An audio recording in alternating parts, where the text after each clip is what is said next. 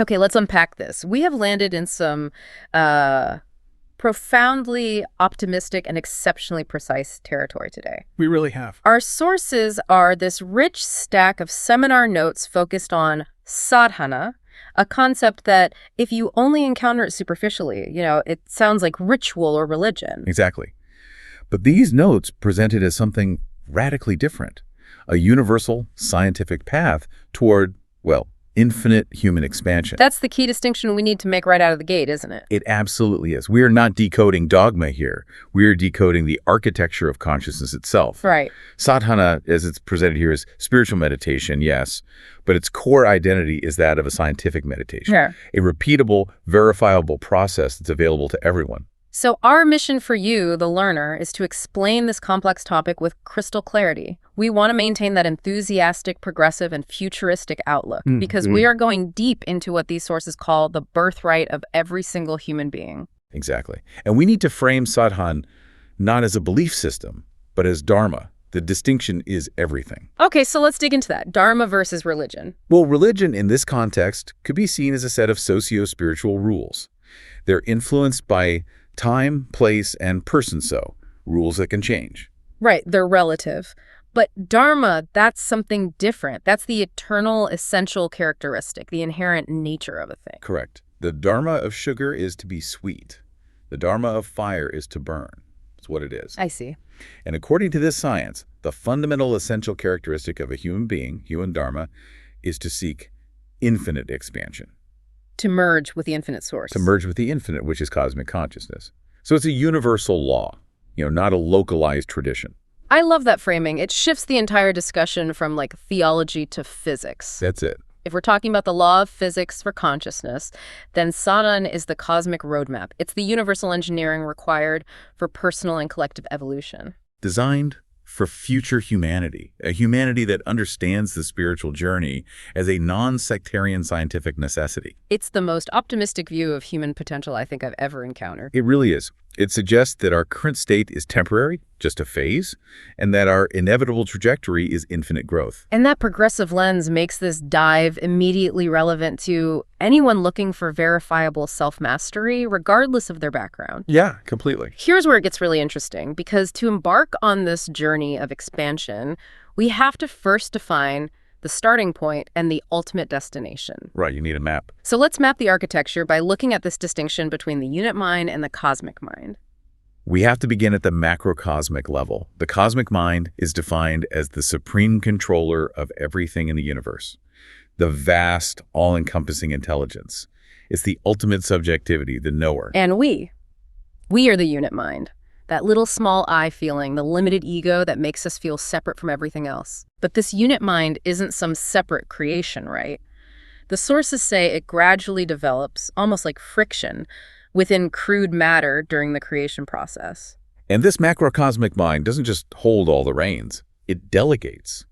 As complexity increases in the physical structure. So as matter gets more sophisticated. Exactly. As the material world becomes capable of hosting a more refined consciousness, the cosmic mind delegates a degree of control to those individual unit minds. And this delegation happens specifically during what the sources call Pratyáhára, this introversial movement. So consciousness isn't static, it's constantly flowing. It's a dynamic dual movement that explains the entire cosmic cycle. First, you have the outflow, the extroversial movement called Sankara. Okay, the great exhale. The great cosmic exhale, that's a great way to put it. It's where the cosmic mind moves outward, creating and becoming more crude until it reaches a state of maximum density and limitation. The creation of the material universe we live in. That's it. And then the universe begins its return flow. The introversial movement, Pratyáhára. The great breath in. Precisely. Pratyáhára is the return journey of the unit mind back toward its original source, merging with the supreme. So the whole process, driven by the individual's effort, is directed toward paramagati, the supreme terminus. And that is the goal of Sādhaná, to complete that return flow, to ride that wave back home. To visualize this journey, this movement from the crude edge back to the subtle center, the notes offer a really powerful circle analogy. It helps ground this massive metaphysical concept. It's so elegant. Think of the universe as a perfect, vast circle. At the absolute center, the nucleus, is the source of all bliss, which the notes call Purusatama, the blissful supreme entity. And we, the unit minds, are scattered everywhere on the circumference, experiencing all the limitations of time, place, and individuality. Right, we're all running around on the edge, caught up in our own temporary relative experiences. But here is the profound mathematical insight. What connects every single one of us to that center? The path itself.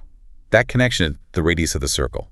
The distance from any point on the circumference, any unit mind, any culture, any time period, to the nucleus. And this radius is called the Ananda Marga, which translates as the path of bliss. And the geometry here dictates the universal nature of the process. No matter where you start on that circumference, the radius is the same length. And it always points directly and singularly to the center. Wow. The notes state it emphatically. The path is one and only one. There is no second path. This is crucial for our progressive understanding. It means sadhana is universal. It can't be exclusive. It can't. If you are experiencing life on the circumference, the shortest, most efficient way back to the nucleus is mathematically and spiritually predetermined. That immediately challenges any notion of, spiritual competition or sectarianism. It completely dissolves it. If the path is singular, then all these other paths trying to define a different geometry or different destination are by definition just deviations. They're detours from the central radius. And the implication is so deeply optimistic. It removes the pressure of needing to find some specific exclusive technique. Right. It confirms that the underlying cosmic physics are constant for everyone. It's like the certainty of gravity. If you let go of an object, it will always move toward the center of mass. Okay, so if the destination and the path, the Ananda Marga, are singular, that raises a critical question about the tools we use to understand it, specifically our individual viewpoints. And this brings us directly to what the notes call the irrelevance of opinion. This is a major roadblock for the modern individualistic intellect, isn't it? We're taught that our opinions, our mata, are paramount. Everyone's entitled to their opinion. Exactly. But these seminar notes challenge the very validity of personal views when you're dealing with the absolute entity or patha, the universal road. It's the difference between discussing a limited hand-drawn map, your opinion, and just relying on the universal GPS coordinate, which is the path itself. So why is opinion so irrelevant here? Because of relativity. The origin of any thought or opinion depends entirely on the unit mind. Okay.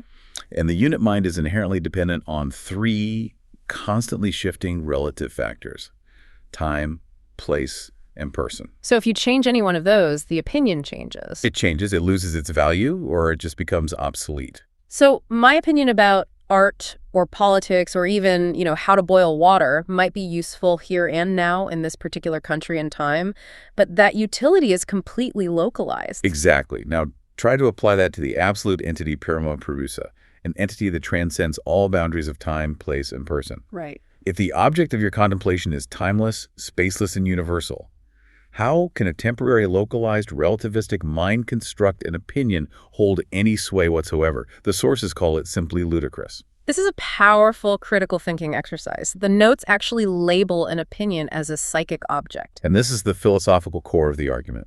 An opinion, a thought, is an object created by the cognitive faculty. It's a mind construct. Yeah. The goal of sadhana is to merge with the supreme subjectivity, the ultimate knower.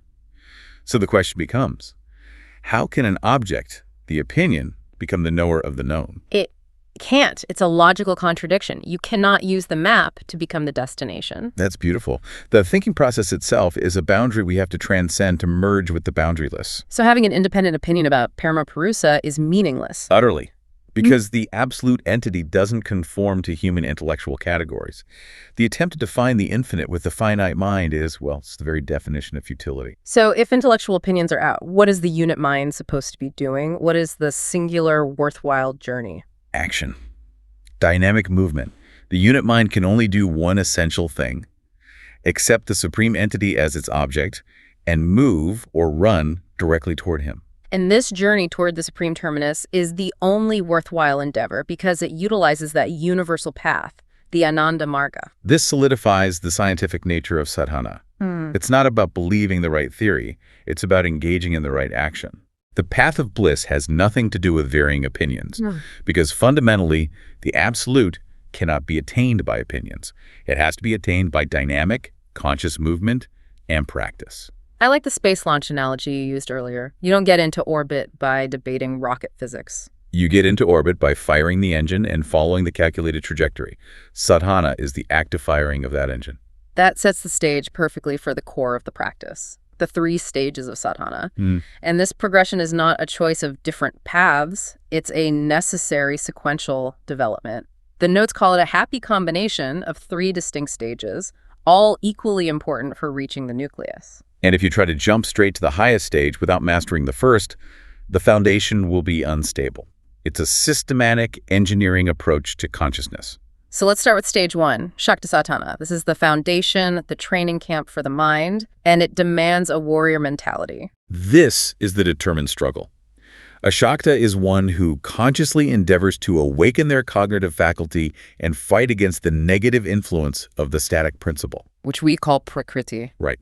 Prakriti is the material force that binds and limits consciousness. It's inertia, mental crudity, the gravitational pull towards stagnation. So what does this ceaseless struggle actually look like in daily life? It's not just an idea. Not at all. It's revolutionary zeal applied everywhere. It's fighting psychic impurities, our habitual negative thoughts, our doubts, our fears. It's fighting physical ailments and the lethargy they cause. And crucially, it's fighting social evils and economic disparity. The Shákta spirit cannot stand still in the face of suffering or injustice. It has to fight the miseries of life. So it sounds like a non-negotiable, proactive, and intensely optimistic stance. You never surrender to pessimism. Never. You treat the laurels of victory, those temporary successes, not as final destinations, but as temporary war strategies. The fight against limitation is constant. And here's a critical point. This initial stage is dominated by jnana, knowledge, and karma, action, not primarily by devotion or bhakti. Exactly. The sadhaka uses knowledge to understand that sorrows are results of past actions, the law of cause and effect. And then uses action to struggle against the binding forces those results create. You're using intellectual clarity and physical or mental exertion to win the battle for self-mastery.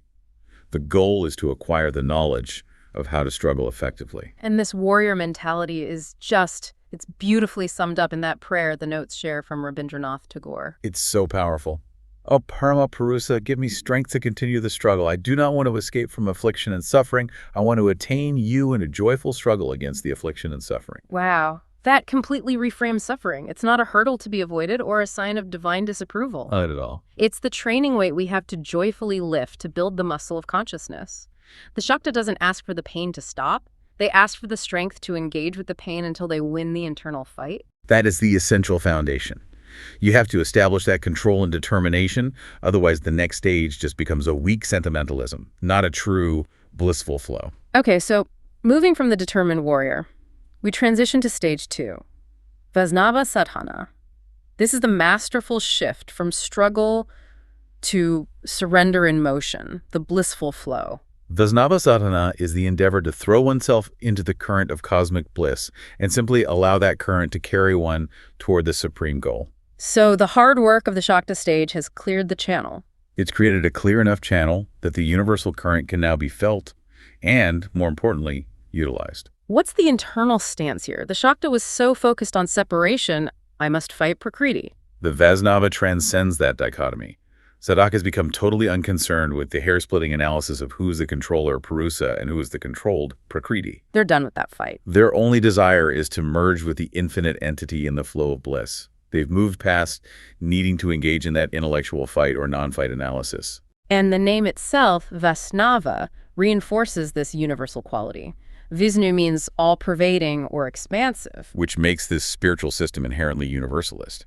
It's about immersion in the AL. So within this Vaesnava spiritual stance, or Vaesnava Baba, we find 2 crucial expressions of bliss. Right, reflecting the dual nature of the supreme entity. First, the dynamic experience. Lila Bhava, the cosmic dance. Here, the sadhaka's entire existence vibrates in harmony with the divine sport of creation.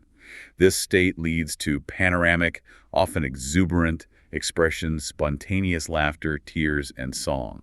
This is the kinetic flowing joy. It is. It's called Ilananda. They are surfing the wave of the Supreme's dynamic creation. And second, the static experience. Nityananda, or eternal bliss. This is the realization of the Supreme in his unchangeable eternal stance. While Lila is the flow, Yajanda is realizing the source of that flow, the unchanging nucleus consciousness, Purusottama, in its fixed, permanent state. They realize the dancer and the dancer one. Beautifully said. I find the description of the unbroken divine play, the Lila, so central to this stage. The Vaesnava sadhaka sees the entire universe, the good and the bad, Radha and Krishna, as one seamless, unbroken drama. This is non-duality realized in motion. They achieve a spiritual maturity where there is total acceptance of the process. So the entity who has arrived in the form of happiness is their dearest Lord. And critically, the entity who has arrived in the form of sorrow is also their dearest Lord. The bliss remains unbroken because the source of all experience is the same beloved entity. So if a crisis hits, or they experience intense suffering, their internal response is, "My dearest Lord has come to me in this challenging form." Exactly. They accept the process because they have faith in the author of the play. It's the highest expression of devotion, bhakti. They're enveloped in what the notes call the Rasamrita Sindhu, the ocean of blissful forms. And they're paying off their karmic debts, yes. But even the pain of those reactive actions is dissolved by the overwhelming experience of divine connection. Okay, so we've established a foundation of struggle and the current of blissful flow. That leads us to the final, most radical step. Stage 3, Shaeva Sādhaná, the ultimate, non-attributive surrender. This is the culmination of the entire process, the highest spiritual attainment, characterized by supreme, absolute surrender. When we talk about surrender, what is left to surrender after stage 2? If they're already floating in bliss, what is the nature of this final step? They surrender the last vestige of the unit mind. The notes describe it so powerfully. Shaivites have no minds of their own. Why not? Because they have already offered their minds entirely to their dear Lord. The small I has been presented as the supreme gift. It's the ultimate act of humility and realization. They realize the unit mind was only a localized expression of the cosmic mind, and they return the delegated control entirely. And this stance, the Shaeva Bhava or Shaeva Vasta, is intimately related to the eternal bliss, the Nityananda of the Vaesnava stage. The difference is subtle. It's often described as the shift to Nirguna Brahma Bhava, realizing the supreme in its completely formless, non-attributional, qualitative state.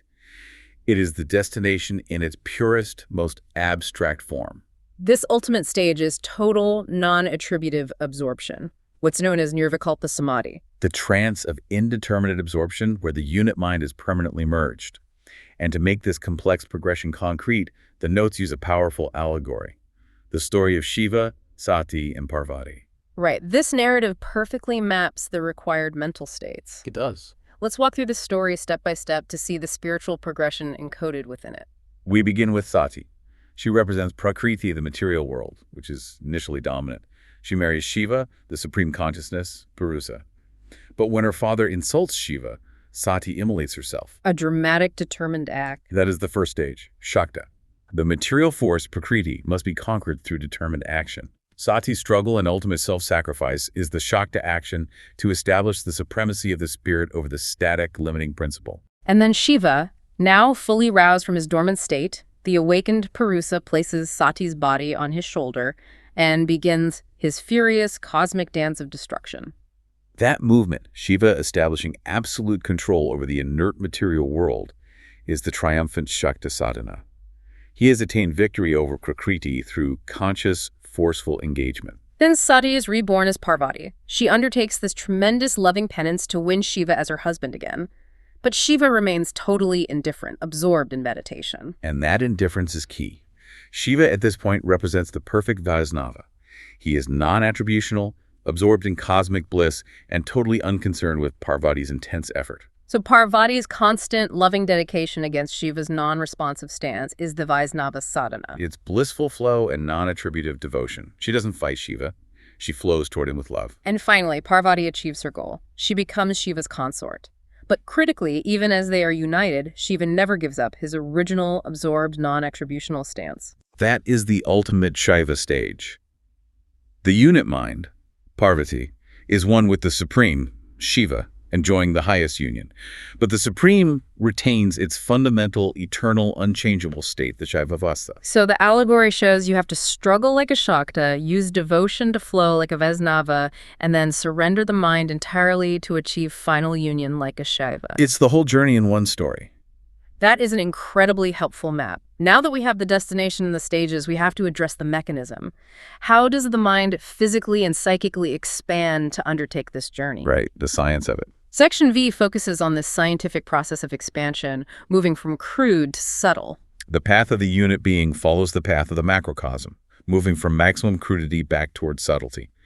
To facilitate this, the physical structure has to become more complex. It needs to be a better, more refined vehicle for the expression of the developing mind. We have to ask, where does the mind even come from? It's not crude matter. But the notes say it is a metamorphosed form of consciousness, macrocosmic mind stuff. And it emerges as a direct result of clash within the material structure. Specifically, intermolecular proximity. When particles are forced into close, condensed proximity, they create internal friction or clash. This friction causes the psychic atoms within that material structure to get powdered down and expand. So this is the scientific prerequisite for mental growth. The mind is a muscle that only grows under stress, or maybe. The mind is a diamond forged under incredible cosmic pressure. Precisely. This continuous unfolding and expansion of the mind, which allows it to transcend the limits of the small I, is primarily driven by prakriti, by the material world. The unit mind is first to solve problems. Procuring food, finding accommodation, rearing children, fighting for survival. So the obstacles of life are not accidents. They are the primary scientific engine of expansion. Conflict and struggle are the curriculum required to expand consciousness. The more difficult and complex these obstacles are, the wider the scope the mind gains to unfold and expand. And if life is too easy, the mind stagnates. It remains crude, unable to expand past the basic ego. That's the primary factor, conflict and effort. But the notes highlight a secondary factor that's just immensely progressive and gives us a vision for collective responsibility. The power of contact with a more developed mind. Yes. This is maybe the most optimistic part of the entire science. The influence of a highly developed mind on a less developed mind grants the latter an accelerated scope for evolution. It's like spiritual hypergrowth. We see this principle in the natural world. The example of domestic animals like dogs and cats in constant contact with humans getting accelerated development. A dog, through constant intellectual and psychic contact with a human being, experiences a tremendous intellectual acceleration. It may be reborn as a human being sooner, potentially bypassing the evolutionary stage of, say, a monkey. The notes call these galloping changes in animate evolution. If we apply this futuristic implication to humanity itself, the need for social engagement becomes an evolutionary imperative. It does.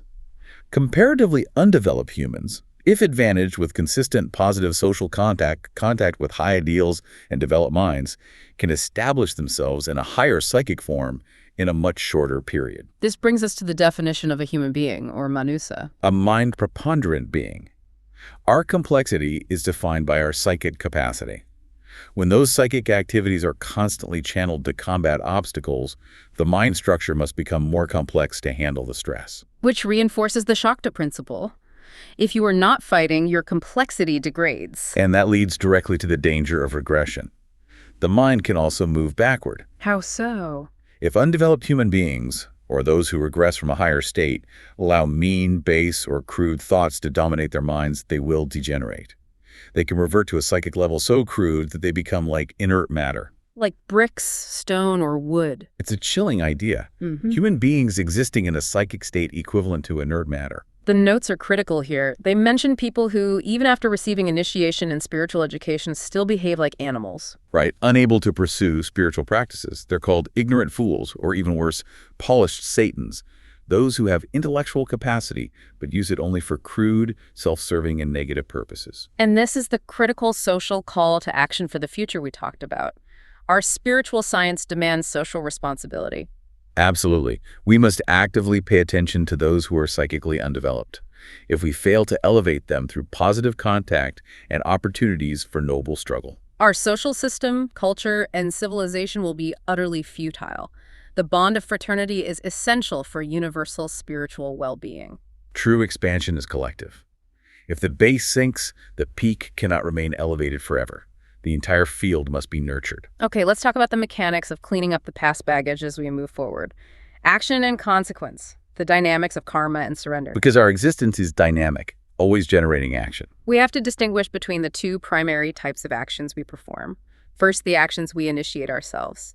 The notes call these pratyamulaka or original actions. These are actions performed under your own initiative. I decide to write a book. I decide to help a neighbor. I am fully responsible for generating these actions. And second, the actions that are compelled by the past, saskarmalala, or reactive actions. These are reactions to the results of previous actions, often called reactive momenta or requisitals. The analogy provided is simple but stark. If you stop someone to ask for directions, that's your original action, and they respond by yelling at you. That yelling is a reactive action. It's a discharge of their accrued psychic pain, or the result of a past bad action they are experiencing. So the reactive action is the suffering or pleasure that is compellingly forced upon you due to a past causality. Right. If you lie to a client, an original action, and years later you suffer a major financial loss, a reactive action, the loss is the required consequence. It's the momentum being processed. So how does Sādhaná help us manage this cycle? Because if we keep performing original actions, we keep accumulating new reactive momenta. It comes down to surrender. Sadhakas must consciously surrender all their original actions to the supreme entity. This is the most important aspect of practice. And the reason for the surrender is practical. You don't want to endure the full, unmitigated results of every single action you perform. So when original actions are surrendered to the supreme, only the reactive actions, the pre-existing debt, the requisitals, remain to be processed. And here's the positive feedback loop. When you perform intense good sadhana, it acts as an accelerator for the exhaustion of those reactive momenta. The flow of good deeds speeds up the payment plan for the debt incurred through past bad deeds. Exactly. This is a concept we need to pause on because it explains why intensive spiritual practice can sometimes lead to intense suffering. The loan analogy here is perfect. It really is. Imagine you have a large debt, a loan. You can choose the minimum payment option, repaying it monthly over 10 or 20 years. That's the normal, slow exhaustion of the requisital. It causes hardly any pain. Or you can choose to free yourself quickly by entering an accelerated payment plan, paying a much larger amount every month. That causes severe financial suffering now, but it dramatically speeds up the process of freedom. So Sādhaná, intense spiritual practice is the accelerated payment plan. It is. It increases the intensity of the suffering or pleasure, the requisital, which is counterintuitively a good sign. Because it means the debt is being cleared in large, aggressive chunks in a shorter period. Precisely. They are feeling the pressure of the accelerated exhaustion. They are essentially saying, I choose freedom now, even if it hurts, rather than slow, drawn-out suffering over decades. And that acceptance transforms the experience. But that is incredibly difficult to accept emotionally, especially during the height of a crisis. We inherently resist pain. That is why the distinction between the stages matters so much. The intensity of this requital is felt most acutely in the fighting Shákta stage. Because they're actively struggling and haven't fully mastered surrender. Exactly. However, in the Vaesnava or Shaeva stages, where the spirit of surrender and blissful flow is paramount, the pain may not be felt keenly at all. They've transcended the pain of the requital through their spiritual stance. They see it as part of the divine game. So the goal is to perform the Shákta struggle with the emotional perspective of the Vaesnava. Fight hard, but accept the immediate consequences joyfully. That's the harmonious blend required for efficient, accelerated progress. This moves us seamlessly into the practical application of this internal control, the stages of Pratyáhára yoga. This is the gateway discipline for higher sadhana. Pratyáhára is the conscious effort to withdraw the mind from mundane qualities and external attractions. It is the fifth limb of Ashtanga yoga, marking the beginning of the internal psychic practice. And the notes are honest. This is easier said than done. Very much so. But its importance is immense because Pratyáhára sadhana is where the harmonious blend takes root. It utilizes the knowledge, jnana, of the problem, the action, karma, of withdrawal, and the devotion, bhakti, required for success. It's the stage where the Shakta bhava, the struggle sprouts, and ultimately develops into the highest Vaesnava bhava, the blissful flow. It's the necessary internal discipline to quiet the noise. Let's break down the 4 stages of this internal withdrawal, which map the progress of self-control, starting with yatamana. Yatamana means conscious effort. This is the initial stage where you make a determined conscious effort to transcend the negative influences of the senses and the mind's propensities. Greed, anger, attachment. So I realize I have a terrible temper, or I am chronically greedy, and I start actively working to control it, adopting the lifestyle required for the Ananda Marga. But the propensity is still very much alive. You recognize the enemy and have begun the Shákta fight, but you haven't won a single skirmish yet. The effort is conscious, but the mastery is absent. Next is Vyatireka. This sounds like the phase of uneven progress. This is controlled fluctuation. Propensities may be controlled in one aspect of life, but not another. You might successfully manage your desire for rich food, but find yourself suffering from an intense increase in jealousy or anger. The source gives a great analogy here. You might deliver an eloquent, graceful lecture reflecting high ideals, but secretly harbor personal, crude desires that you still need to overcome. The external manifestation of control is ahead of the internal reality. It's the 2 steps forward, 1 step back phase. You are actively wrestling the mind, and the grip is tightening, but the struggle is visible. Then comes Ikendriya. The name suggests focus, 1 sense at a time. In Ikendriya, the propensities are brought under control, and the mind is much quieter, but the control is not yet permanent. Reactive momenta still assert themselves strongly. This is the stage where a severe relapse can occur, leading to intense repentance. This is where we understand that while the mind is under control, the indriyas, the sensory and motor organs, are not yet fully subdued. Right. The residual psychic pain can still push through the defenses. If even one indriya, one sensory input, one desire remains uncontrolled, the internal enemy is not totally defeated. The fetters and enemies of the mind, the pashas and ripas, are still lurking, waiting for a lapse in vigilance. And that leads to the ultimate practical goal of the process, Vashikara Siddhi, complete control. Vashikara Siddhi is the state where the mind is brought under the complete and total control of the unit consciousness, the Atman. All propensities, all sensory and motor organs are fully controlled. The worm is removed from the flower of the mind. This is the consummation, the moment when the mind has successfully merged back into the supreme cognitive principle. It is referred to as Krinshashana, taking the shelter of Krishna, the supreme cognitive principle. And the notes make a final, powerful point. This ultimate attainment, Vashikara Siddhi, is achieved only by devotees. Only by devotees. Those with devotion, bhakti, succeed where mere intellectual effort may fail. The goal is reached through perfect and total selfless service of the Supreme. Knowledge and action create the path, but devotion provides the final acceleration and merging. What a profound and detailed roadmap. We've decoded Sādhaná not as a set of rites, but as a systematic developmental science. A movement from the crude unit mind back to the cosmic nucleus via defined sequential stages. We've established the necessary progression, the conscious struggle for internal and external justice, The Shákta stage. the transformation into blissful flow and non-attributive acceptance, Oh, shit. culminating in total formless surrender, the Shaeva stage. That's the whole architecture of Ascent. And the most progressive, futuristic insight is this concept of accelerated evolution.